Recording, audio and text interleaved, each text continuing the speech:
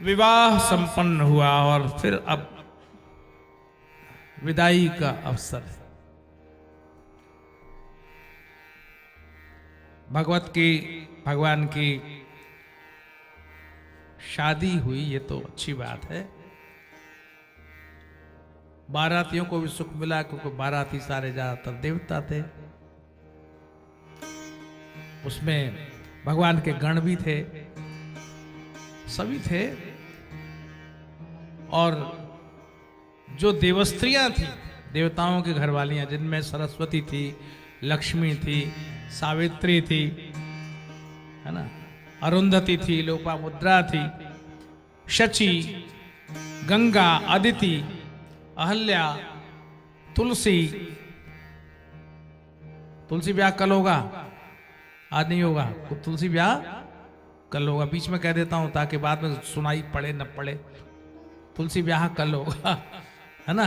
तो तुलसी देवी भी थी, उसमें स्वाहा थी, रोहिणी, पृथ्वी, शत्रुपा, संज्ञा और रति, ये सब वहां उपस्थित थी, है ना। देवकन्या, नागकन्या और मुनियों की पत्नियां भी वहां उपस्थित थी। सब की सब, जिनकी गिनती नहीं की जा सकती थी, ऐसी भगवान शिवरत्न चटित सिंहासन पर विराजमान हो दर्शन दे रहे थे विवाह के पश्चात। लेकिन अब पहले क्या होता था कि बढ़ार होती थी, एक शब्द बढ़ार का प्रयोग किया जाता है, आज नहीं है। अब पहले की सारी व्यवस्थाएं सब ध्वस्त हो गई। पहले बारात आती थी तो लोग जिमाते थे बिठा के नीचे, और पत्तल सबसे शुद्ध मानी जाती है ना। केले की पत्तल हो तो ठीक है, नहीं तो और कोई पत्तल हो स्वच्छ निर्मल, उस पर जमाते थे और आग्रह करके करते थे, कहते थे अरे और लीजिए, अरे और लीजिए, अरे और लीजिए, है ना। ऐसा होता था विवाह में। और उस समय एक मौका तो मिल ही जाता था। एक आदमी अंगूठी पहन के आया बढ़िया हीरे की, जयपुर से नहीं खरीदी थी उसने, नई अंगूठी पहनी। भोजन में कुछ कमी पड़ गई, उसकी पूरी उड़ी कमी पड़ गई, तो ये तरीका होता था कि भाई तेरा संभाल के परोसो, कुछ कमी पड़ रही माल की, लोग ज्यादा हैं तो ठीक है, बोले पूड़ी ले जाना, डालना नहीं, और हल्ला जाना मचाना, पूड़ी लाओ, पूड़ी लाओ, पूड़ी लाओ, डालना नहीं। ले गया और ऐसे हाथ में पूड़ी लेकर के इस उंगली में उसके अंगूठी थी। बोले एक पंथ दो काज हो जाएगा, अंगूठी भी दिखा दूंगा लोगों को। तो वो डालता था, पूड़ी लोगे, पूड़ी लोगे, पूड़ी लोगे, पूड़ी लोगे, पूड़ी लोगे, फिर ये गया। अरे यार डाल के नहीं गया, ये दिखा के चला गया। पूड़ी लोग, अंगूठी दिखा रहा है, पूड़ी भी दिखा रहा है, डाल जरा भी नहीं रहा। तो एक बैठा था बाराती, उसने कहा ये बार बार ये जरा सी अंगूठी दिखा रहा है, हीरा जड़ा के लाया। उसने सोने का पूरा कड़ा बनवा रखा था, इसमें हीरे हीरे जड़े हुए थे, और उसने ऐसे बाह ऊपर चढ़ा दिया। अब की फिर आए वो, पूड़ी लोगे, पूड़ी लोगे, पूड़ी लोगे, पूड़ी लोगे, और उसने ये चढ़ा गया, वो यहां रख दे, यहां रख दे। भाई दिखाना ही तो है, तू अंगूठी का एक हीरा दिखा रहा है, यहाँ तो मेरे ढेरों जड़े हुए हैं, तू क्या पूड़ी दिखा रहा है, क्या अंगूठी दिखा रहा है।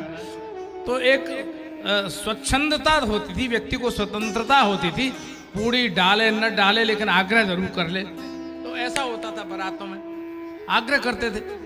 और फिर जैसे बारात आती थी तो 2-3 दिन तो ठहरती थी, 3 दिन का तो पक्का ही था। आज का जैसा जमाना नहीं था कि बारात आई और जल्दी भोजन करो भाग जाओ, आज ही रिसेप्शन है, आज ही सब कुछ है, आज ही बारात आई, खाओ पियो भाग जाओ। बड़ी जल्दी, आदमी को समय ही नहीं है बारात के लिए। 3 दिन तो बारात रुकती ही थी, उसके बाद बढ़ार होती थी। तो बेटी वाला कह रहा 1 दिन और रुक जाइए, 1 दिन और रुक जाइए, 1 दिन और रुकिए, 1 दिन और रुकिए। तो वो करते करते करते 5 दिन, 7 दिन, 10 दिन तक हो जाती।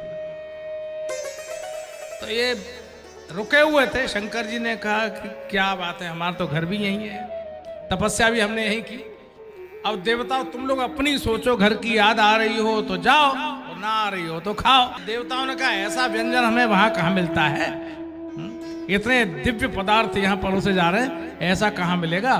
तो देवता टिके ही रह गए। लेकिन हिमाचल चाहते थे कि और टिके और टिके और टिके। लेकिन तब बहुत आग्रह करने पर भी फिर बारात को रवाना तो होना ही था। तो बारात चली है, और बारात तो चली गई, शंकर जी तो रह ही गए। यहां से हटे तो दूसरे पहाड़ पर उनका तो वहां बहुत सुंदर गंगावतरण क्षेत्र था, जहां भगवान शंकर ने तपस्या की। उस क्षेत्र का नाम था गंगावतरण, जहां गंगा का अवतरण हुआ था धरा पर। उस क्षेत्र में शंकर जी नित्य विराजते थे। शंकर जी वहां के लिए चल दिए, और सारे देवता अपने अपने घर की ओर प्रस्थान कर रहे थे। लेकिन एक बहुत महत्वपूर्ण बात इस बारात में जो आई वो ये कि भगवान शंकर ने प्रत्येक विषम परिस्थिति में व्यक्ति कैसा व्यवहार करे इस बात का उपदेश दिया। भाई सम्मान तो सब, एक दिन का बादशाह होता ना दूल्हा, 2 दिन का होता, 3 दिन का होता, और ऐसी आफत कर देते हैं बेटी वाले की तो उसको नाको चने चबवा देते हैं। आज ये नहीं है और वो नहीं है, ये नहीं है, तुम्हारे बाप के घर में ये है जो यहाँ के हल्ला मचा रहे हो। बोले बाप के घर में नहीं है तभी तो यहाँ मचा रहे हैं। आज जैसा मौका कहाँ मिलेगा इसलिए हल्ला मचा रहे हैं। कहीं मान हो कहीं अपमान हो, बारातियों में रोष भी हो सकता है, कुछ भी हो सकता है। भगवान शंकर की जब बारात चली तो बैल पर सवार थे भगवान शंकर, और नंदीश्वर को बहुत जल्दी थी कि कितनी जल्दी जयमाल पड़े, कितनी जल्दी जयमाल पड़े। और ये सारे देवता और सारे गण लोग धीरे धीरे धीरे, उनको कुछ अच्छा नहीं लग रहा था। अरे जल्दी चलो जल्दी चलो, चल ही नहीं रहे थे। उन्होंने मनी मन भगवान शंकर से प्रार्थना की कि प्रभु क्या करने हैं आप, वहाँ इतनी तैयारी हो रही है, बहुत रात हो जाएगी और जल्दी पहुंचना है। तो शंकर जी ने कहा जैसे तुम्हें अच्छा लगे वैसे करो। अब स्वामी की जब हो जाए अनुमति, इशारा मिल जाए तो सेवक को क्या चिंता है। तो नंदीश्वर ने जो दौड़ लगाई तो बारात तो पीछे रह गई और शंकर जी दरवाजे पे। तो अब वहां हड़बड़ी मच गई, अरे रे बारात नहीं आई, दूल्हा आ गया। तो शंकर जी ने कहा तुम जरा जल्दी आ गए, जरा पीछे चलो। तो फिर बारात को पकड़ा गया, फिर धीरे धीरे चलते हुए आए। तो जब दरवाजे के पास तक पहुंचे तो मीना जी बड़ी प्रसन्नता में हाथ में थाल सजाए हुए आरती के लिए तैयारी में खड़ी थी कि दूल्हा आएगा देखूंगी। तमाम बड़ी भारी बारात थी, बहुत से आगे थे, बहुत से पीछे थे, बहुत से बाएं दाएं तमाम। अब चूंकि नारद जी महाराज गुरु जी, उन्हीं की कृपा से यह संबंध तय हुआ था, तो जो बिचौलिया की भूमिका शादी पूरी होने के अंत तक ही नहीं बल्कि बाद तक रहती है। घर गृहस्थी में सुखी हो जाए कन्या, कोई शिकायत आ जाए तो वो उसी को पकड़ा जाता है। देखो तुमने ऐसा संबंध बताया और ऐसा हमारे यहाँ हो गया, ये ठीक नहीं किया। तो नारद जी को पकड़े रखा है इन लोगों ने। तो मीना जी खड़ी हुई थी, नारद जी वहीं खड़े थे। अब वो पहले भूत प्रेत पिशाच निशाचर सब ऐसे नाचते गाते चले आ रहे तरंग में। सबने भांग पी रखी थी। बोले भाई भांग पीने का क्या लगा रखा है सबको भांग। बोले पहाड़ में भांग ही होती ज्यादातर। ये बात हमारी समझ में तब आई जब हमको पहाड़ में रहने को मिला। बहुत दिन तक हम पहाड़ में रहे तो हमने रहने को मिला, तो हमने देखा कि वहाँ भांग बहुतायत में होती है, और भांग के पत्ते निकाल के हाथ में मसल ले तो वही होती है। तो इसलिए आदत पड़ जाती है। बोले जब यही है तो यही खाओ। तो भंग की तरंग में सब नाच रहे थे, कूद रहे थे। जैसे ये भयानक बारात देखी मीना जी ने तो वो तो घबरा गई और नारद जी को कहा कि हमने आपका क्या बिगाड़ा था जी, आपने क्या कर दिया। हमारा अच्छा खासा घर में अच्छी खासी बेटी और आपने ऐसे के यहाँ संबंध बना दिया। ये ऐसे जब बाराती, नारद जी ने कहा अरे बाराती तो है, अभी तुम देखा नहीं है, दूल्हा जब आएगा तो तुम देखती रह जाओगे। तो भूत प्रेत पिशाच नाचते हुए चले जा रहे थे आगे, पीछे पीछे फिर देवताओं का नंबर आया। बोले ये कौन है, कुबेर आए। बोले ये कौन है, यही है क्या? क्योंकि कुबेर का एक मुंह इधर ही था, इधर नहीं दिख रहा था, क्योंकि कुबेर एक आंख के काने हैं, तो इसलिए मुंह इधर था। तो भी मेना जी ने सोचा कि ये यही होगा दूल्हा। नारद जी कहा नहीं नहीं, ये तो भाई खजांची हैं और भगवान के हमारे दूल्हा राजा के बड़े भारी मित्र हैं, देवताओं के खजांची हैं, ये तो मित्रता के नाते आए। ओ अच्छा अच्छा अच्छा। इतने में इंद्र आए, ओहो ये भी यही है क्या? बोले ये नहीं है, ये तो मित्र हैं। अच्छा, तो जब मित्र लोग इतने अच्छे हैं तो दूल्हा भी क्या होगा, क्या बात है। इस तरह एक एक करके देवता भी गुजरने लगे और मैना जी प्रतीक्षा में खड़ी हुई हैं द्वार पर, हाथ में थाली सजाए हुए, दीपक दिया लिए हुए, जल लिए हुए पात्र में, प्रतीक्षा में लगी हुई थी। अब आ गया भगवान शंकर का नंदी। जैसे ही नंदीश्वर ने भगवान शंकर की ससुराल के द्वार पर आगमन किया, वैसे ही देखा कि इतने से बड़े बड़े सर्प जो है फण मार रहे हैं, फुंकार कर रहे हैं, और अद्भुत स्वरूप देखा। मैना जी घबराई, यूं थाली फेंकी और दिया एक तरफ फेंका, पानी उधर फेंका, थर थर कांपती हुई भाग ली सीरी। नारद जी ने कहा अरे रुको रुको रुको, अरे ये दूल्हा है। नारद जी बोले हाँ यही दूल्हा है, बहुत सुंदर है, ये दूल्हा है। भाग गई। तो साथ के जो गण थे उन्होंने कहा सरकार बड़ा भारी अपमान हो रहा है, ये कोई ससुराल में ऐसे सम्मान होता है? इस तरह तो भाग गई। शंकर जी ने कहा क्या समझते हो, तुम नहीं समझते हो? बोले नहीं नहीं नहीं, वो तो प्रभु आपको देखकर थरथर कांप रहे, थरथर नहीं कांप रहे थे। उन्होंने देखा कि मेरे दामाद पसीने से लथपथ हैं, तो हवा करने की चेष्टा कर रही थी, अंदर गई, अभी पंखा लेके आती हूँ। बात को बदलकर समय परिस्थिति को कैसे संभाला जाए, अगर ये सीख रहा है तो शंकर जी सीखो। तो उन्होंने कहा प्रभु वो तो पानी का लोटा पात्र फेंक कर भाग गई।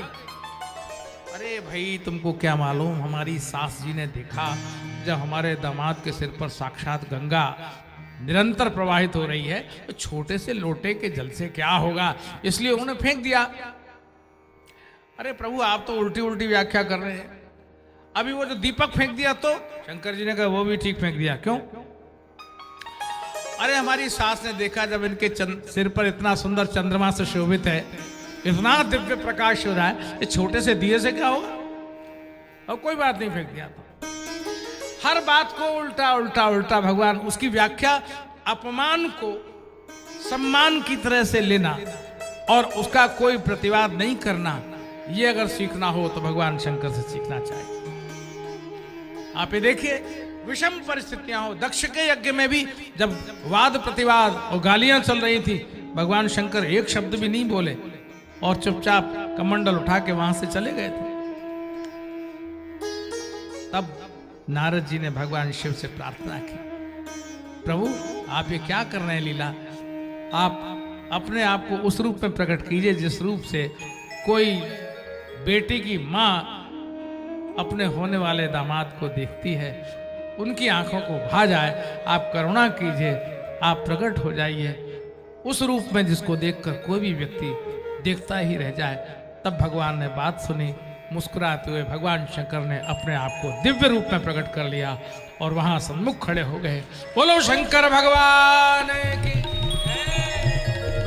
कर्पूर गौरम करुणावतारम, कर्पूर गौरम करुणावतारम, संसार सारम भुजगेन्द्र हारम, संसार सारम भुजगेन्द्र हारम, सदा वसंतम हृदयारविंदे, सदा वसंतं हृदयारविंदे, भवं भवानी सहितं नमामि, भवं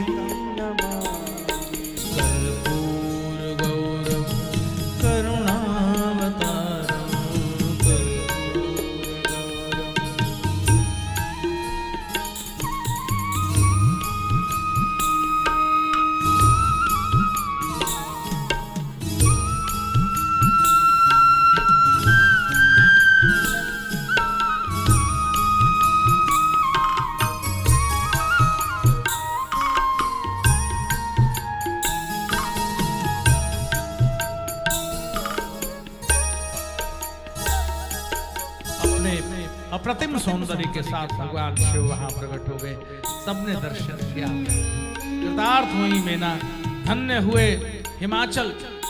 सारे हिमाचल के जितने मित्र थे, दूर दूर देश से आए हुए जितने भी नगाधिराज थे, उन सब की उपस्थिति में ये जब विवाह संपन्न हुआ तो सबके आनंद का कोई पार नहीं था। बहुत काल तक बारात रुकी रही, बहुत काल तक भोजन प्रसादी चलती रही, सबका आनंद अपनी अपनी जगह पर था। लेकिन एक दिन विदाई का अवसर आया, आंखों में आंसू छलक आए। तैयारी हुई, पालकी मंगाई गई, चलने का अवसर है।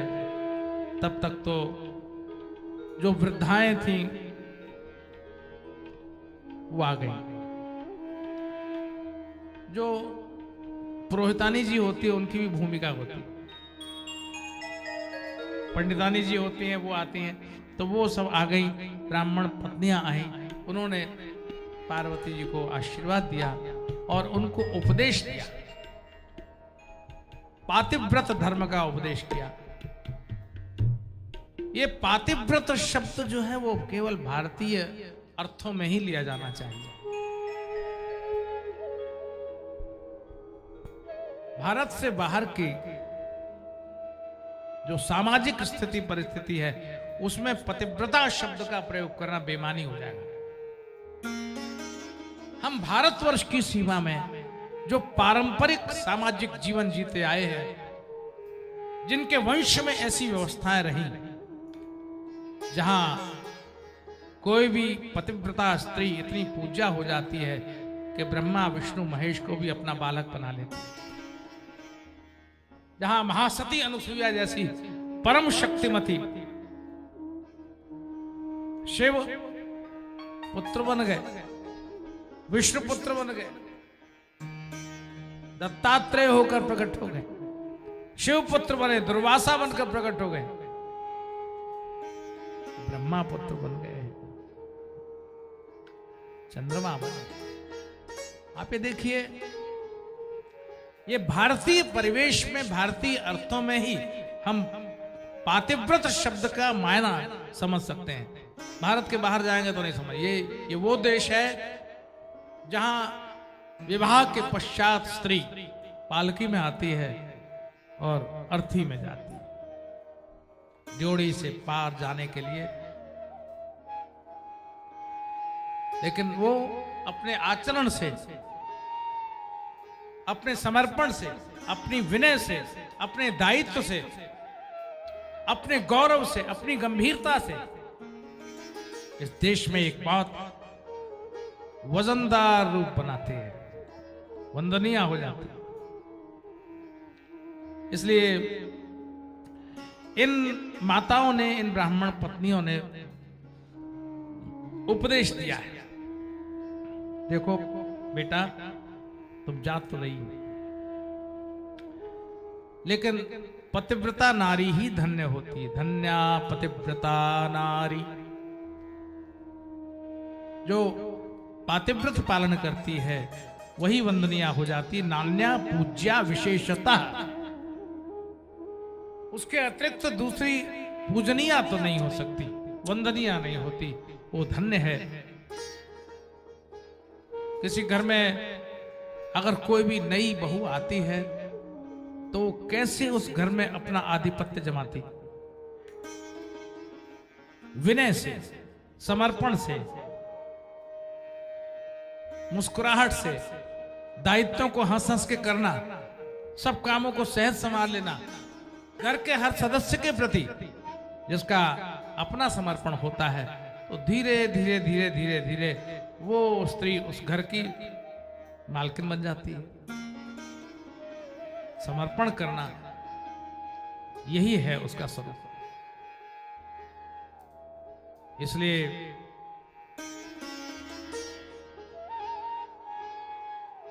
यस्य भार्या शुचिरी दक्षा, लोग कहते हैं ना लक्ष्मी कमाओ, लक्ष्मी लाओ, लक्ष्मी लाओ, लक्ष्मी लाओ। अरे जब ब्याह करके कन्या को लाते हैं तो पांव जब घर में पड़ता है तो पांव के तलों में लगा हुआ कुमकुम जब घर की देहरी के अंदर छप जाता है, पहला चरण रखा तो लाल चरण छप जाते हैं कन्या के, दूसरा पांव रखती है, तीसरा रखती है, चौथा रखती है। ये क्या है? बोले ये लक्ष्मी के चरण है, घर में आ रही है लक्ष्मी।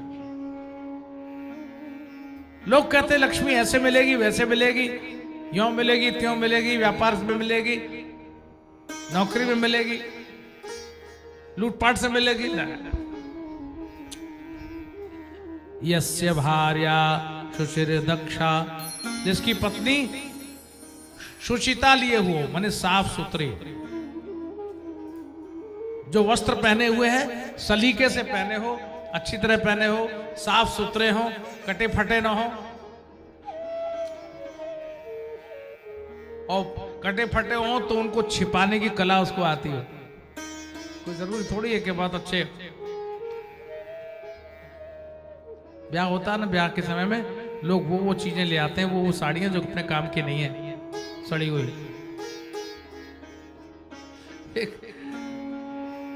खराब चीजें चढ़ा दो, क्या है, अपने काम की नहीं, दे दो, पंडित जी ले जाएंगे। जब ब्याह हुआ तो खूब धूम मची, लोग नाचे कूदे, और एक आदमी खूब नोट लुटा रहा था, 100 के, 50 के, खूब नोट लुट रहे। ये आदमी जो है बहुत बड़ा आदमी मालूम पड़ता है, बहुत रुपया खूब बरसा रहा है, खूब बहुत भला आदमी है। तो उसने कहा तुम जानते नहीं, तुमने ये देखा नहीं कहां से लुटा रहा है, कहां से लुटा रहा है? नोट लुटा रहा है, साड़ी लुटा रहा है, वस्त्र लुटा रहा है। अरे तुमको नहीं मालूम है, वो पंडित जी की पोथी से उठा के लुटा रहा है, उसके बाप का तो है नहीं। और वहीं चढ़े हुए वस्त्र इत्यादि वो भी ले जाओ, और 2 4 अपने लिए भी घर ले जाएगा। लोग करते हैं ये अपराध। जो पोथी पर चढ़ गया वो उठाना अपराध होता, पाप। क्योंकि वो जैसे किसी व्यापारी का गल्ला होता है, उसमें दूसरा आदमी हाथ नहीं डाल सकता, वैसे ये पंडित जी का गल्ला होता है, इसमें कोई हाथ नहीं डाल सकता, उस पर अधिकार महाराज का होता है, व्यास जी का होता है। लोग गिन लेते हैं, नोट भी ले चलो, कपड़े भी ले चलो, बर्तन भी ले चलो, ले जाओ। हम अपने हाथ से किसी को दे दें प्रसन्नता से, वो हमारा अधिकार है, व्यासपीठ हमारी है, हम देंगे। तुम मांगो, हम देंगे, हम सब दे देंगे। तुम हमसे मांगो, तुम अपने आप हाथ लगाकर उसे दो, ये तुम्हारा अधिकार नहीं है। पाप को घर ले जाओगे, सारा का सारा खिल जाएगा, तो ऐसा खिलेगा कि सब बरसों बरस तक खिल जाएगा। आप समझे? तो इसलिए ये ध्यान में रखने वाली बात, यस्य भार्या शुचिर, शुचिता हो, और दक्षा, चतुर हो, होशियार हो, हर काम में होशियार हो, हर चीज में। एक चीज में से भी 10 चीज बना ले, किचन में कुछ नहीं हो तो भी बन जाए, 4-5 चीजें बनाने की माहिर हो। आलू के दही आलू की चाट बना ले, और आलू की सब्जी, दही आलू की सब्जी बना ले, उसी आलू को जो है काट के, एक ही आलू से सब काम हो जाएगा।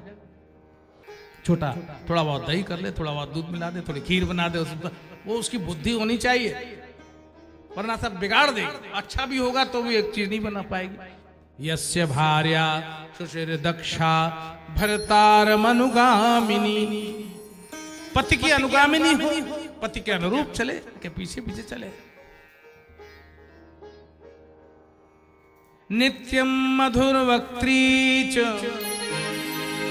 मीठा बोलने वाली हो, हंस के बोले, मीठा बोले, पति से बोले, बच्चों से बोले, देवर से बोले, जेठ जी से बोले, सास ससुर से मुस्कुरा के बोले।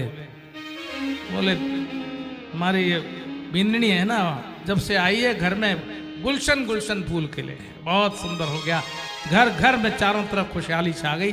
बहू बहुत जब बोलती है तो फूल झरते हैं, और किसी के बहू ऐसी आई है जब बोलती है तो सिंह की दहाड़ होती है, लोग भाग जाए घर छोड़ के, बोले क्या हो रहा है, cut cut cut cut cut cut लगी रहती है। पति के अनुरूप, पति के अनुकूल चले, छोटे बालकों का ध्यान रखे, देवर का, जेठ का, ससुर का, सास का, एक पांव से सारे घर को कब्जे में किए रहती है वो। भरतार मनुगामिनी नित्यम मधुर वक्त्री च, तो कहा सारमा रमा रमा। वो लक्ष्मी जो क्षीर सागर में भगवान नारायण के साथ में है, वो लक्ष्मी लक्ष्मी नहीं है, वही लक्ष्मी लक्ष्मी है जो तुम्हारे घर को इस तरह से सजा के रखती है। इसलिए जब से पार्वती जी भगवान शिव को ब्याही, तब से मरघट में रहने वाले भगवान शंकर के यहाँ ऐश्वर्य सर्वत्र छा गए और भगवान शिव के यहाँ आनंद आनंद हो गया। माने बहू आए घर में तो घर को स्वर्ग बना दिया। लेकिन उससे आगे मत सोचिएगा कहीं, उससे आगे आप समझते हैं, कोई बहू आती है घर में, घर को स्वर्ग बनाती है, घर वालों को स्वर्गवासी बना देती। ऐसा ना हो, घर को स्वर्ग बना दे, आनंद में बना दे। नित्यम मधुर वक्त्री च सारमा नरमा रमा, वही लक्ष्मी है जो घर में आकर के घर को आनंदमय कर दे। ऐसी भगवती पार्वती के समक्ष भगवान शिव ने सारे ऐश्वर्य उत्पन्न कर दिए और भगवान शंकर पार्वती को लेकर अपने पर्वत उपत्यका में, वहीं आनंद में विशाल रत्न जटित राजमहलों को बनवा कर विराजमान हो गए। भाई शिव को तो समाधि का अभ्यास है, वो तो समाधि में डूब गए और भगवती पार्वती आनंद निमग्न होकर के वहाँ विहार करने लगी। ऐसा ये हिमालय का क्षेत्र है। ऐसे भगवान शंकर और पार्वती हमारे ऊपर करुणा करें और कृपा करें। एक एक पल, एक एक क्षण नित्य प्रति बीत रहा है और मुख से शिव शब्द निकलता हो तो व्यक्ति का जीवन धन्य होता है। भगवान नामोच्चार जो लोग करते हैं उनके जीवन में भगवान की कृपा नित्य बनती और बरसती है। भगवान के चरणों में प्रार्थना करते हैं। भक्त लोग कहते हैं सावधान, मुंह से कोई और शब्द निकलना नहीं चाहिए, जब निकले तो ओम नमः शिवाय इसी का जाप चलता है। तेरा पल पल बीता जाए, मुख से जप ले नमः शिवाय। तेरा पल पल बीता जाए, मुख से जप ले नमः शिवाय। तेरा पल पल बीता जाए, मुख से जप ले नमः शिवाय। तेरा पल पल बीता जाए, मुख से जप ले नमः शिवाय।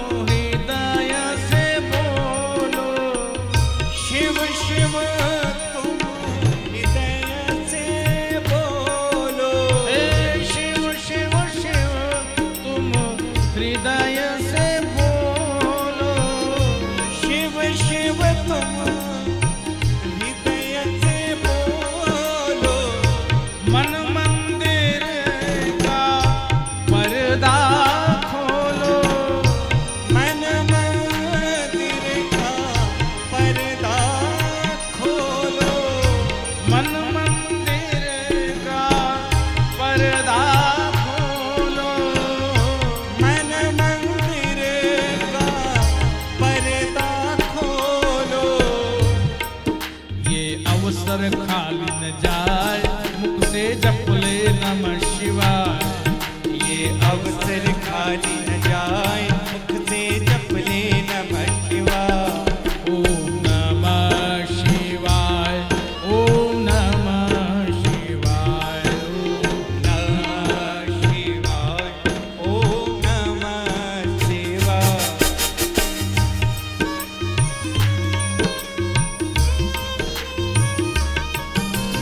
हर हर हर हर।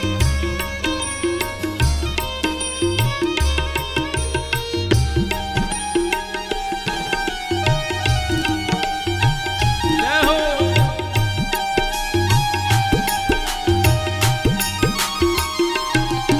ओम हर हर हर महादेव। हर हर हर हर महादेव।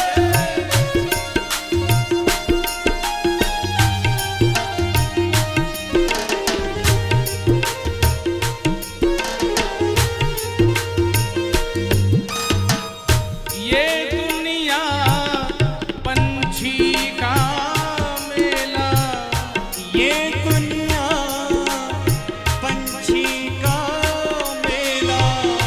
ये दुनिया पंछी का मेला। ये दुनिया पंछी का मेला। समझो उड़ जाना है अकेला, समझो उड़ जाना है अकेला। समझो उड़ जाना है अकेला।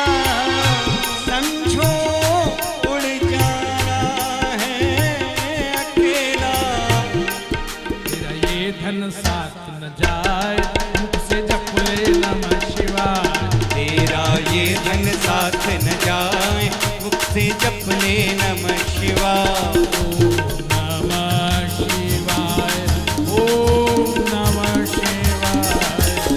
नमः शिवाय, ओम नमः शिवाय। हर हर हर हर महादेव।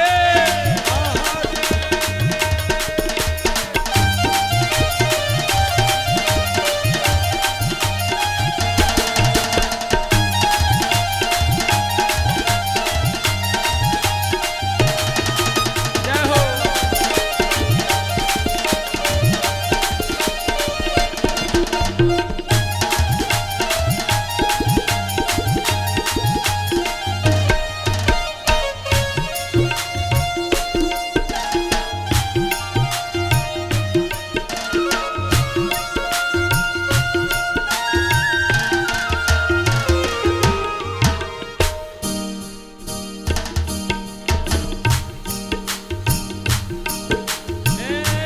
मुसाफिरी जब पूरी होगी, मुसाफिरी जब पूरी होगी।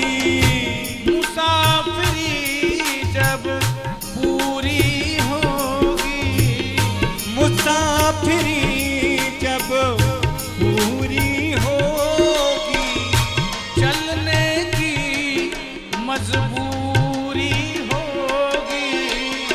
चलने की मजबूरी होगी।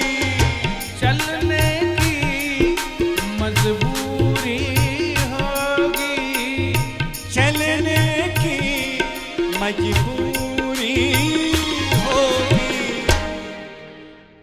ये पिंजरा यहीं पड़ा रह जाए, मुझे जप ले नमः शिवाय। तो यही पड़ा रह जाए, मुख से जप ले नमः शिवाय। ओम नमः शिवाय, ओम नमः शिवाय। ओम नमः शिवाय, ओम नमः शिवाय। ओम नमः शिवाय, ओम नमः शिवाय। ओम नमः शिवाय,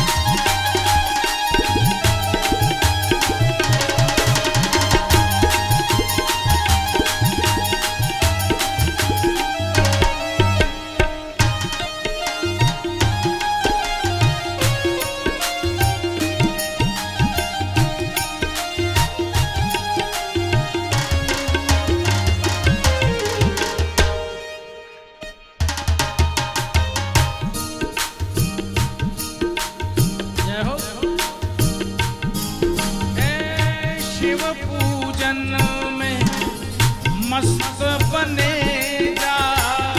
शिव पूजन में मस्त बने जा। शिव पूजन में मस्त बने जा।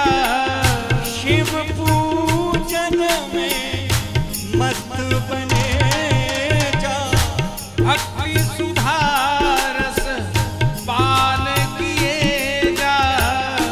भक्ति सुधारस पान किए जा। भक्ति सुधारस पान किए जा।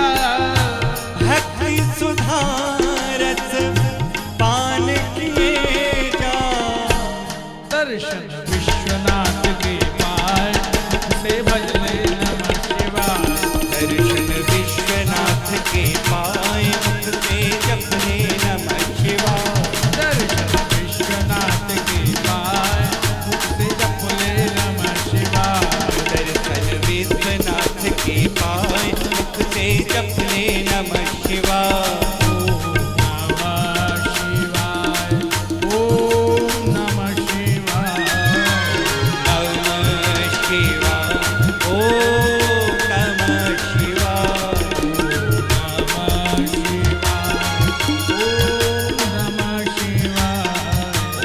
नमः शिवाय। ओम नमः शिवाय। हर हर हर हर महादेव। महादेव।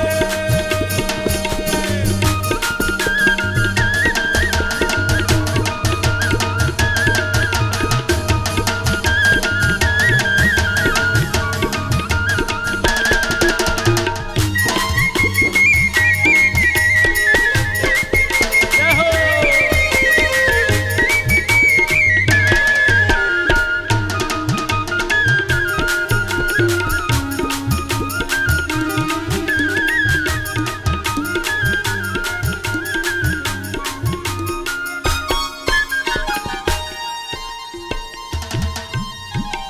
नमः पार्वती पते हर हर महादेव। जीवन के क्षण हैं, अनमोल हैं। भगवान के भजन में निकले तो जीवन की सार्थकता होगी, अन्यथा तो यूं पल पल करके समय बीत रहा है, पता नहीं चलता। मन का पंछी कब उड़ जाएगा किसी को कोई पक्का विश्वास नहीं। इसलिए भगवान शिव के ध्यान में ही तन्मयता आ जाए। ये शिव पंचाक्षर मंत्र जीव को आवागमन से मुक्ति देते हैं और जन्म मृत्यु के बंधन से मोक्ष प्रदान करते हैं। चिदानंद रूपो शिवो हम शिवो हम, ऐसा ये भगवान शिव का नाम है। भगवती पार्वती, भगवान शंकर दोनों ही हिमालय के उस आनंद में हिमक क्षेत्र में विराजमान हैं। समय व्यतीत हो रहा है। भगवान शिव के सन्निकट यही बात थी, शिव के तेज से पुत्र की उत्पत्ति कैसे, क्योंकि इनका अभ्यास तो समाधि लगाने का है। और भगवान शिव ने काम को भस्म तो कर दिया था, लेकिन दोबारा से जीवन दिया तो काम को कह दिया था, खबरदार मेरे क्षेत्र में तुम्हारा प्रवेश नहीं हो सकता। तो काम का प्रवेश नहीं होगा तो संतति कैसे होगी? और देवता इसके लिए बड़ी कठिनाई में है, समझ में नहीं आता। और एक दिन भगवान शिव के तप से स्खलित जो तेज गिरा तो अग्नि देवता कबूतर के रूप में आए और वो तेज चुक गए। भगवती पार्वती को इस बात का बड़ा रोष हुआ। अग्नि को शूद्र हो जाने का शाप दे दिया। इसलिए शास्त्रों में अग्नि को शूद्र कहा गया, सर्वभक्षी है। अग्नि सब खा जाता है, अच्छा बुरा जैसा भी हो, आग में डालिए सब खा जाता है। पार्वती ने क्रोध में आकर शाप दे दिया, अग्नि तुम शूद्र हो जाओ, तुम सर्वभक्षी हो।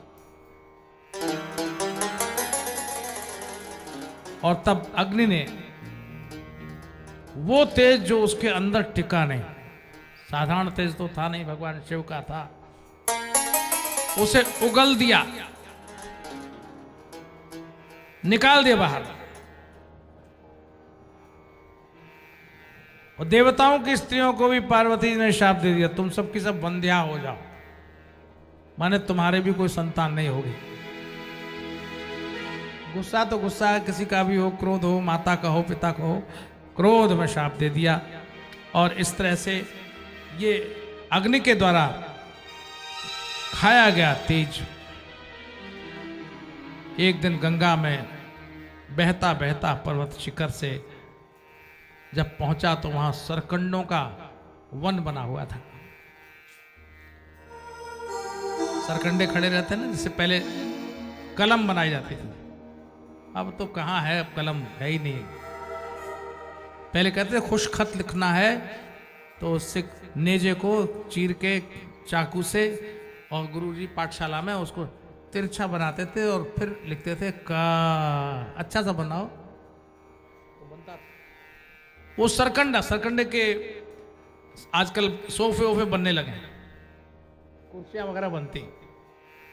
उस वन में जाकर वो तेज बहता बहता बहता रुक गया और वहां बालक के रूप में परिवर्तित हो गया, अति सुंदर मनोहर बालक के रूप में प्रकट हो गया। और इस तरह से एक सुंदर शोभामय बहुत दिव्य तेज धारण किए हुए बालक का वहां प्राकट्य हुआ। ये बालक और कोई नहीं, भगवान शंकर के तेज से प्रकट साक्षात कार्तिकेय थे। बोलिए कार्तिकेय भगवान की जय। वहां कृतिकाएं थी 6।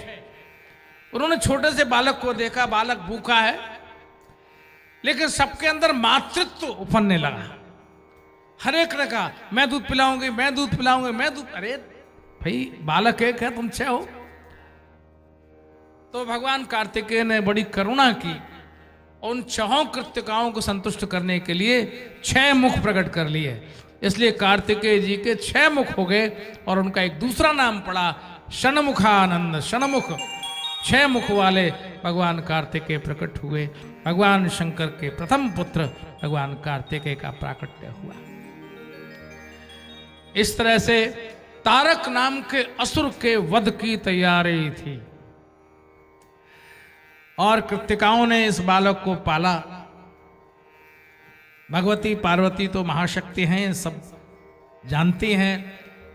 वो बालक जो कृतिकाओं ने पाला था वो जानती थी ये भगवान शिव का ही तेज है, अंश है। उन्होंने उसे स्वीकार किया और कालांतर में यह बालक से बड़ा हुआ।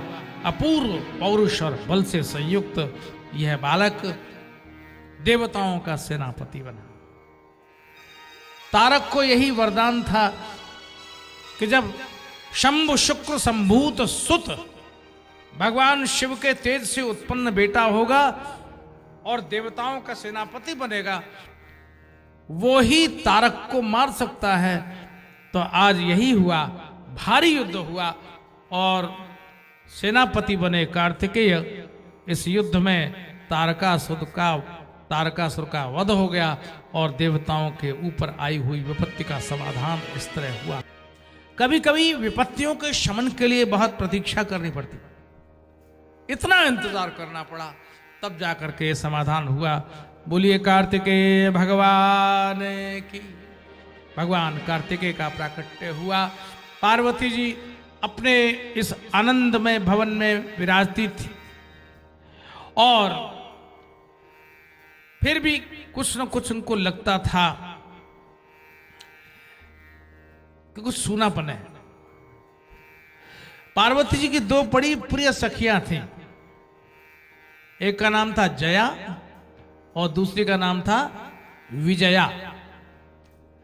तो जया और विजया ने सलाह दी, भाई सखियां सलाह देती हैं आपस में, और जिनकी सखी पक्की होती है वो तो सलाह देती रहती हैं। कभी कभी उनकी सलाह से अच्छा भी होता है, कभी कभी गड़बड़ भी हो जाती है। सलाहकार की बात है, कैसा हो। तो जिनकी सखियां बहुत अच्छी सलाह देती हैं वो तो अच्छी होती हैं। तो जया विजया ने भगवती पार्वती से कहा, मातेश्वरी सब कुछ है, लेकिन हम ये देखती हैं कि भगवान शिव के अपने गण उनके साथ लगे रहते हैं, और वो भी अगर यहां किसी कार्य को आते हैं तो भगवान शिव की आज्ञा से आते हैं। भाई हमारा भी तो कोई अपना निजी होना चाहिए, अपना होना चाहिए। पार्वती जी ने कहा क्या करें, वो नहीं है, अब आप जो उचित समझे करें। कोई ऐसा होना चाहिए जो आपके साथ चले, आपका संरक्षण करे और उसके खिलाफ कोई भी सामने ना आ सके, ऐसा शक्तिमान कोई रक्षक होना चाहिए। तो पार्वती ने कहा अच्छा ठीक है ठीक है।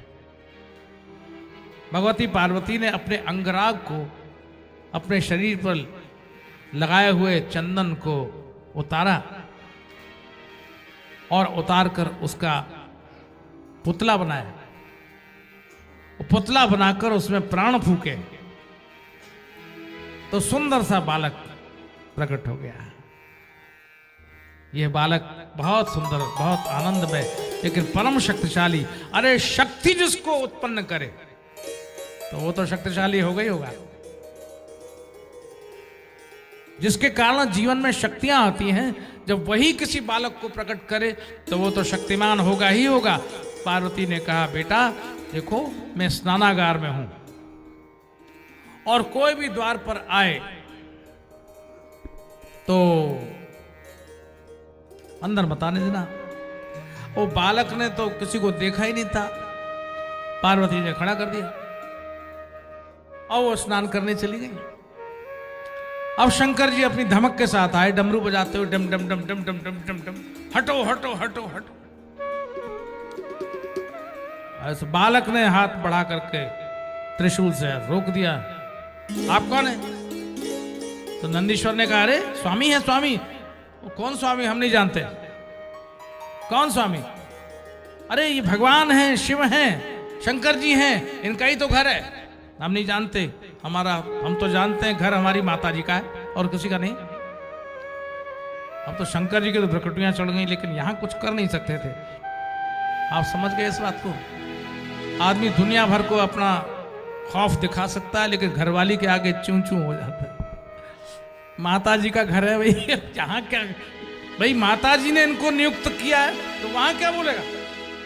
अच्छों की घरवाली के आगे मुँह नीचे हो जाती है, शंकर जी की हो जाती है तो हमारी आपकी हो जाए तो कौन सी नहीं ऐसी आफत की बात। लेकिन शंकर जी को बड़ा क्रोध आ गया। शंकर जी ने कहा छोटा सा बच्चा और मुझे रोकता है। नंदीश्वर को भी बर्दाश्त नहीं हुआ और बाकी गण उनको भी बर्दाश्त नहीं हुआ। बस युद्ध छिड़ गया, भारी युद्ध छिड़ा, और ऐसा भीषण युद्ध जिसमें भगवान शिव के गण परास्त होने लगे। भगवान शंकर ने अपने त्रिशूल का संधान किया और उस बालक का सिर काट दिया। लुढ़कता हुआ वो सिर कहीं अदृश्य हो गया। आखिर तो शक्ति के द्वारा प्रकट था, वो कहाँ गया पता नहीं, और धड़ लुढ़कता हुआ कोने में जा गिरा। इतने में तो पार्वती जी आ गई। उन्होंने कहा अरे ये आपने क्या किया? ये मुझे रोक रहा था, अंदर नहीं आने दे रहा। अब तो पार्वती जी जो रोई सो रोई।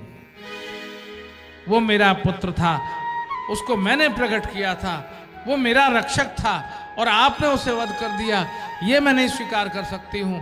और पार्वती जी रोने लगी, विलाप करने लगी। शंकर जी घबरा गए,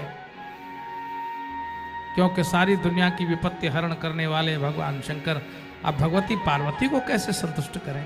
क्योंकि जब तक बालक जीवित नहीं होगा तब तक भगवती पार्वती को संतोष नहीं होगा। भेजा गया है गणों को पहाड़ों में, कछारों में जाकर के, तब कहीं कोई हाथी का बच्चा था। ये भी सब लीला है। एक व्यक्ति ने मुझसे पूछा कि महाराज ये बताओ, एक तो वो सिर कटा बालक का वो कहां गया, और दूसरे उसने पूछा कि वो हाथी के बच्चे का सिर काटकर अपना बच्चा जीवित कर दिया तो दूसरे को मारकर अपना बच्चा जीवित किया, ये कौन सा न्याय रहा? हमने कहा तुम्हारा तर्क तो बहुत बढ़िया है, लेकिन ये कथाएं लीला कथाएं, ये केवल शिक्षा देने के लिए हैं, ये प्रयोग करने के लिए नहीं है। वो भी माया कथा, ये भी माया कथा, लोक शिक्षण के लिए ऐसा किया गया। अब वो बालक का सिर कहाँ गया और वो हाथी के बालक को मारा, ऐसा नहीं है। वो भगवान शंकर की और पार्वती की ही लीला थी और उन्हें ऐसा करना था, इसलिए ऐसा किया। हाथी के बच्चे का सिर लाकर उस बालक को जैसे ही जीवित किया गया, धड़ पर लगाया गया, वैसे ही भगवान गणेश आज प्रकट हो गए। बोलो गणपति भगवान की। ओम गणानां त्वा गणपति हवामहे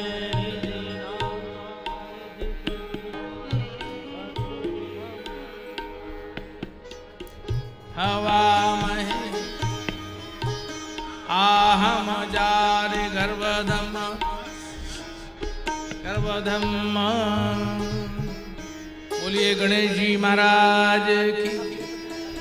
गजाननं भूत गणादि सेवितम।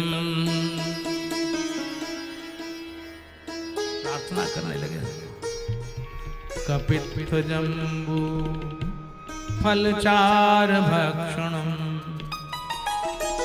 उमासुतम शोक विनाशकारकम नमामि विघ्नेश्वर पाद पंकजम। ओम गणपतये नमः।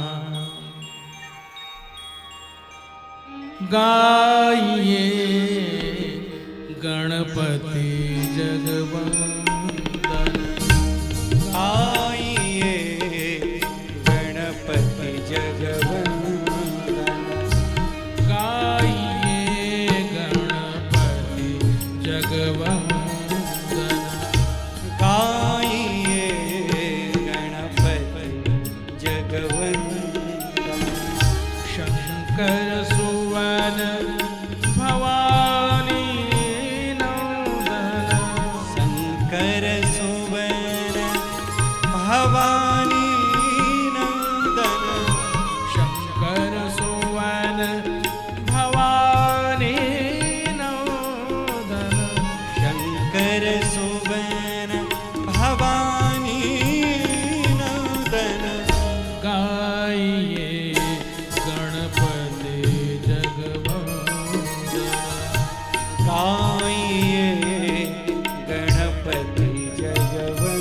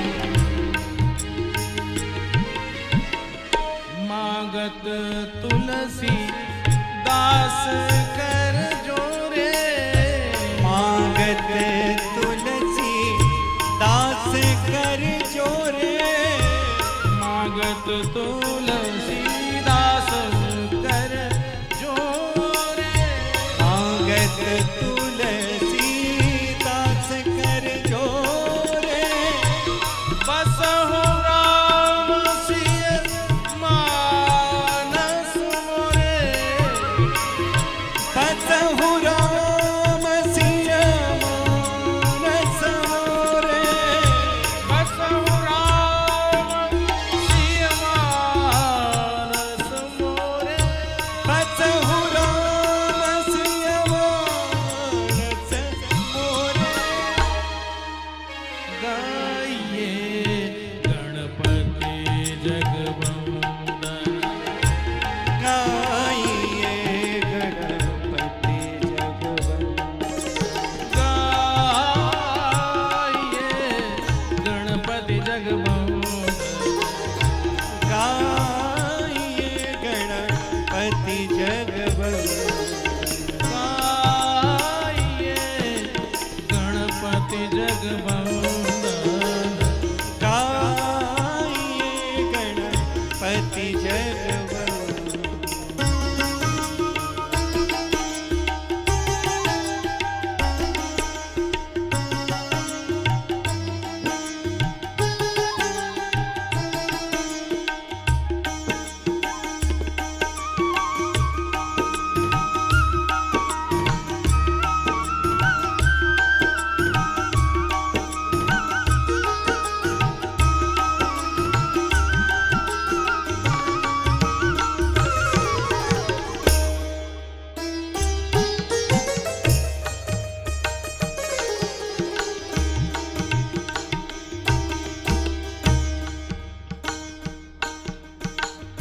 भगवान गणेश का प्राकट्य हुआ है। सारे जगत ने आज उत्सव मनाया। समस्त देवता, ऋषि, मुनि, गंधर्व, किन्नर, नर, नाग सबकी उपस्थिति में आज गणेश के प्राकट्य का उत्सव मना है। धूम मची, आनंद छा गया। भिन्न भिन्न कल्पों की कथाएं भिन्न भिन्न हैं। गणेश जी के सिर का कटना दूसरी तरह से भी कहा गया। बात यह है, ये जो शनि देवता है ना, ये भगवान कृष्ण के बड़े भक्त हैं। ये दूसरी कथा है। शनिश्चर देवता ये कृष्ण के बड़े भक्त हैं। और क्लीं ये एक ऐसा अक्षर है जिसका तांत्रिक प्रयोग होता है, क्लीं शब्द। तो शनि देवता श्री कृष्ण भक्त रहे और वो श्री कृष्ण नाम का जप कर रहे थे, मंत्र का जप कर रहे थे। ध्यानस्थ थे, ध्यान में डूबे हुए थे। मंत्र जाप मम दृढ़ विश्वासा। मंत्र जाप करने वाला व्यक्ति जिसका मंत्र जप रहा है, उस मंत्र के इष्ट देवता के प्रति उसका अटूट अखंड विश्वास। तो शनि देवता मंत्र जप रहे थे और शनि देवता की धर्मपत्नी, उन्होंने 16 श्रृंगार किया। अब ये बड़ी विषम परिस्थिति होती कि पत्नी बहुत सुंदर श्रृंगार करे और पति देवता सिर उठाकर उसकी ओर देखे भी नहीं। वो स्थिति बहुत ही विषम हो जाती है। इतनी देर तक वहां जाकर घर में श्रृंगार करे या वो जहां श्रृंगार होता है, कहाँ होता है मालूम है? अब आपको तो मालूम ही होगा ना, वो जो पार्लर ब्यूटी पार्लर है ना। आज के हिसाब से उस समय तो होता ही थे, अपने आप ही श्रृंगार 16 श्रृंगार करती थी। तो श्रृंगार करके पत्नी पति के सामने आए और पति सिर उठाकर न देखे। वो स्थिति खराब होती है, अच्छी नहीं होती है। हमारे भामती टीकाकार संस्कृत के बड़े अच्छे बहुत विद्वान हुए, तो वो उन्होंने शादी के बाद जब वो टीका लिखी तो कहते हैं लगातार टीका लिखते ही रहे और पत्नी उनको समय से दूध देती रही, भोजन देती रही, खाते रहे, लिखते रहे, दूध पीते रहे, लिखते रहे। और फिर जब 12 वर्ष व्यतीत हो गए तो जब टीका पूरी हुई तो उन्होंने सिर उठाया तो सामने वो खड़ी हुई थी। तो उन्होंने उससे पूछा, भाई तुम कौन हो, तुम कौन हो?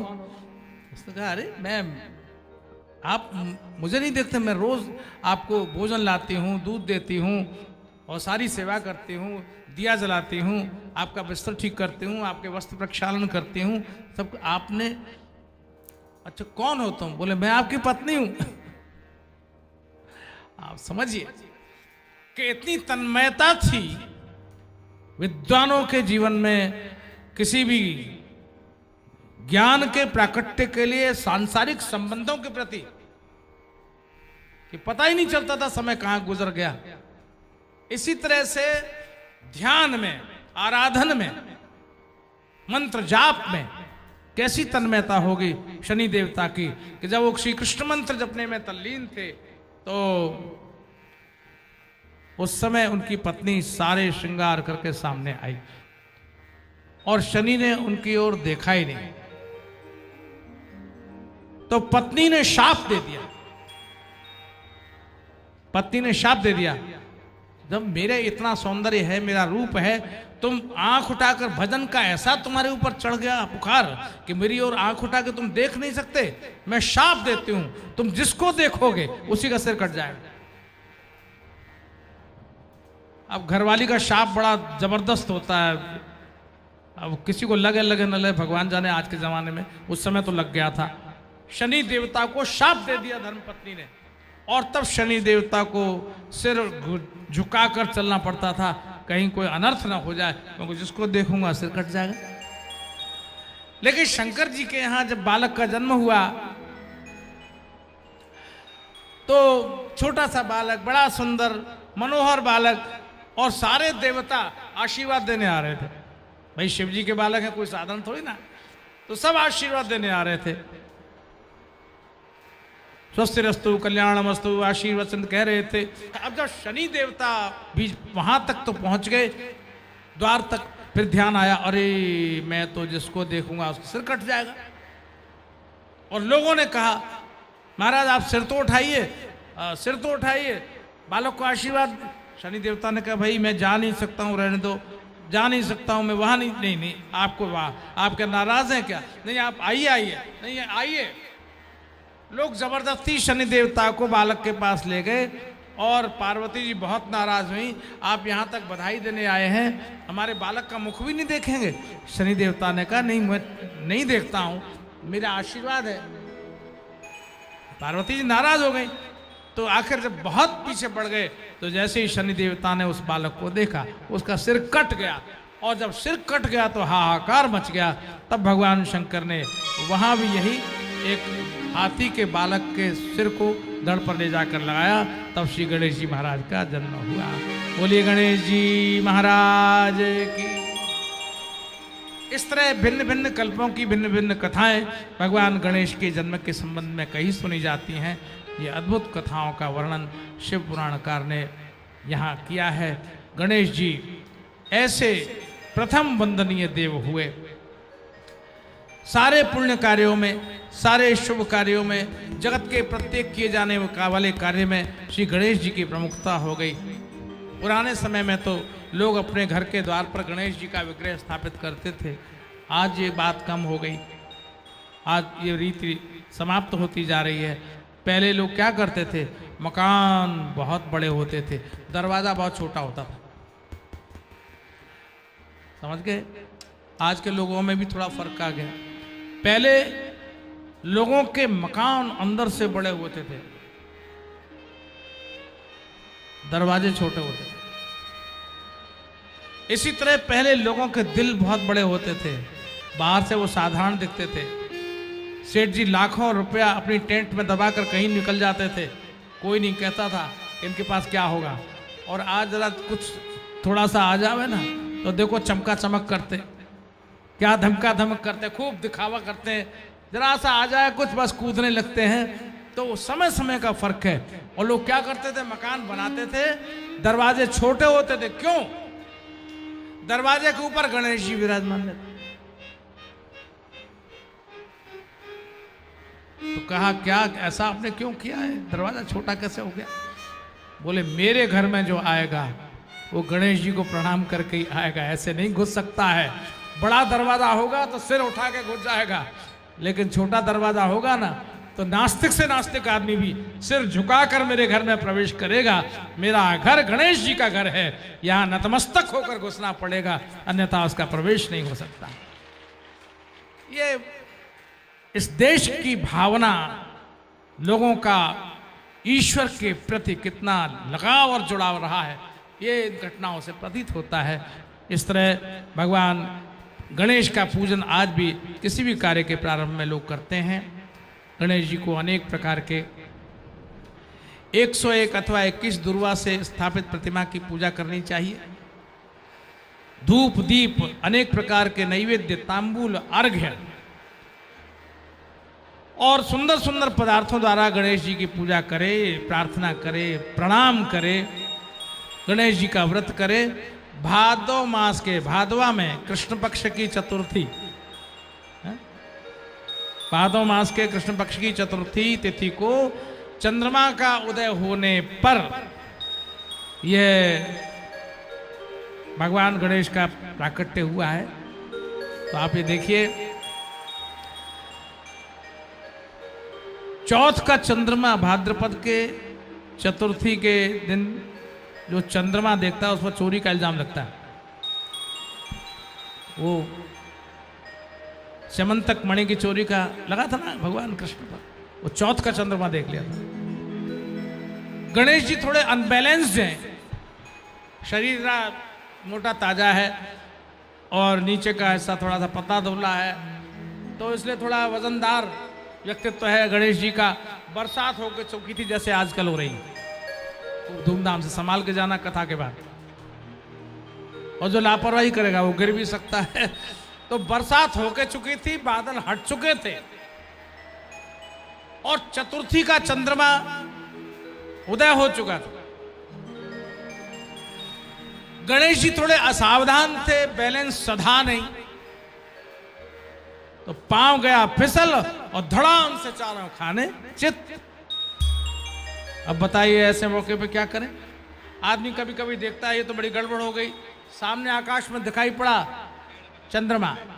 अब चतुर्थी का जो चंद्रमा है वो ऐसा लगता है जैसे हंस रहा हो कोई, ऐसा गोल गोल हंसता हुआ सा दिखता है। गणेश जी को बहुत क्रोध आया और चंद्रमा को शाप दे दिया, तुम दूसरे को गिरता हुआ देखकर हंसते हो, मैं शाप देता हूं, आज के दिन तुमको जो कोई भी देखेगा उसके ऊपर कलंक लगेगा। ये गणेश जी महाराज ने शाप दे दिया चंद्रमा को। तब से ये लोग डरने लगे और चौथ के चंद्रमा को देखने से बचने लगे। भगवान कृष्ण ने लापरवाही कर दी, माने गणेश जी के वचन को भगवान भी झूठा नहीं कर सकते, भगवान को भी उसे मानना पड़ा। और समंतक मणि की चोरी लग गई तो भागे भागे फिरे, अब उससे लाओ, वहां से लाओ, यहां से लाओ, ढूंढो कहाँ गई कहाँ गई कहाँ गई। इस तरह भगवान गणेश का बहुत प्रताप है। भगवान गणेश के पूजन से ही सारे के सारे कृत्य प्रारंभ होते हैं। भगवान गणेश की कृपा से इस भारतवर्ष के समस्त आध्यात्मिक जगत ही नहीं बल्कि सामान्य जन, सामाजिक जीवन में लोग गणेश जी का आराधन करते हैं और धन्य होते हैं। गणेश जी का नाम लेकर के जीवन के सारे कार्य संपन्न होते हैं। ऐसे श्री गणेश जी महाराज का स्मरण करते हुए आज के इस कथा सत्र को विराम की ओर ले जा रहे हैं। आपको पुनः पुनः याद दिला दें, कृपया समय से पधारें, समय से पधारें। अब कितने दिन रह गए? 6 दिन रह गए, 5 दिन यूँ निकल गए और 5 दिन और होंगे, छठे दिन तो भागम भागी होगी, है ना? तो कृपया समय से पधारें और मैंने पहले ही दिन कहा था कि शिव महापुराण की कथा वेदांत का विषय है, गंभीर है। इसलिए इस गंभीर विषय को सरल करके, सहज करके इस तरह से कह पाने की क्षमता हम में भी नहीं है, किसी में भी नहीं है। लेकिन भगवान इसलिए कहलवा देते हैं कि लोगों की भगवान शंकर के प्रति प्रीति हो जाए, प्रेम हो जाए, तो साधारण से साधारण व्यक्ति को भी भगवान शंकर के प्रति अनुराग हो जाए। और विद्वानों के लिए भी भगवान शंकर बड़े कृपालु हैं, उनके ऊपर कृपा करते हैं। ऐसे भगवान शंकर का नमन करते हुए आज के इस सत्र को हम विराम करने जा रहे हैं। कृपया समय से पधारें। सांब सदा शिव, सांब सदा शिव, सांब सदा शिव, नमो नमः। सांब सदा शिव, सांब सदा शिव, नमो नमः। सांब सदा शिव, सांब सदा शिव, सांब सदा शिव, नमो नमः। सांब सदा शिव, सांब सदा शिव, सांब सदा शिव, नमो नमः। जय त्रिनेत्र जय त्रिशूलधारी, जय त्रिपुरारी नमो नमः। जय त्रिनेत्र जय त्रिशूलधारी, जय त्रिपुरारी नमो नमः। सांब सदा शिव, सांब सदा शिव, सांब सदा शिव, नमो नमः। सांब सदा शिव, सांब सदा शिव, सांब सदा शिव, नमो नमः। जय त्रिनेत्र जय त्रिशूलधारी, जय त्रिपुरारी नमो नमः। जय त्रिनेत्र जय त्रिशूलधारी, जय त्रिपुरारी नमो नमः। हर हर महादेव, हर हर महादेव, हर हर महादेव, हर हर महादेव, हर हर महादेव, हर हर महादेव, हर हर महादेव, हर हर महादेव।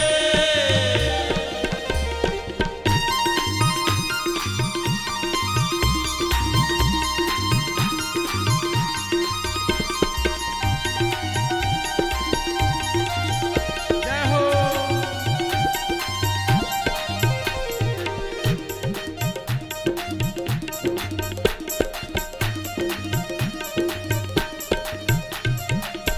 सांब सदा शिव, सांब सदा शिव, सांब सदा शिव, नमो नमः।